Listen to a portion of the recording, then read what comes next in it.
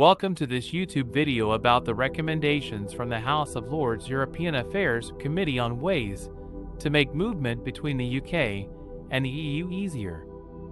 As we all know, Brexit has caused a barrage of regulations and restrictions for those who want to move and work in either the UK or the EU that are currently making it hard for people to travel or work in either territory.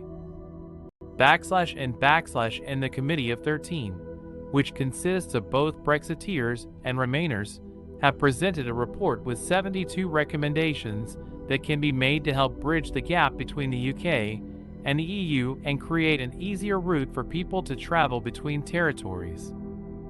They are not pushing for one large reset moment or overhaul of the current systems, but rather a steady, gradual buildup of trust between the two countries in the form of mutual benefits like allowing music and theater tours to move in both directions and reinstating school coach trips from the continent to the UK.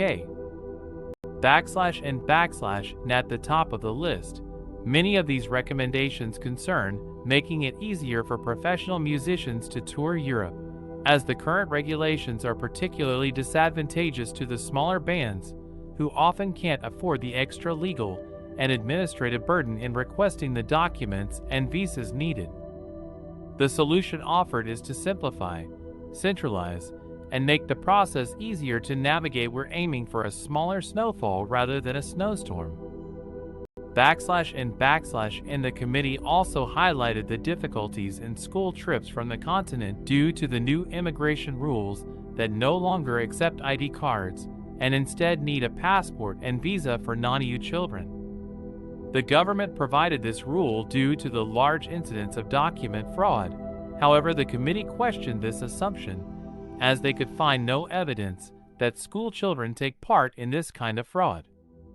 They urged the government to revisit the matter, as there are definite benefits to both sides of the channel to have easier travel for children. And the report also includes recommendations for special mobility schemes, allowing adults under 30 to work for a short stint in either the UK or the EU, as well as an expansion of the Touring Student Placement Program to allow EU students to come to the UK. And Lord Kinnell highlighted the importance of rebuilding trust between the UK and the EU, which has been formed between the two territories since the Windsor Agreement on Northern Ireland was sealed last month. He pointed out that this doesn't necessarily mean an improved atmosphere, but rather small changes that can be made over time to slowly build trust.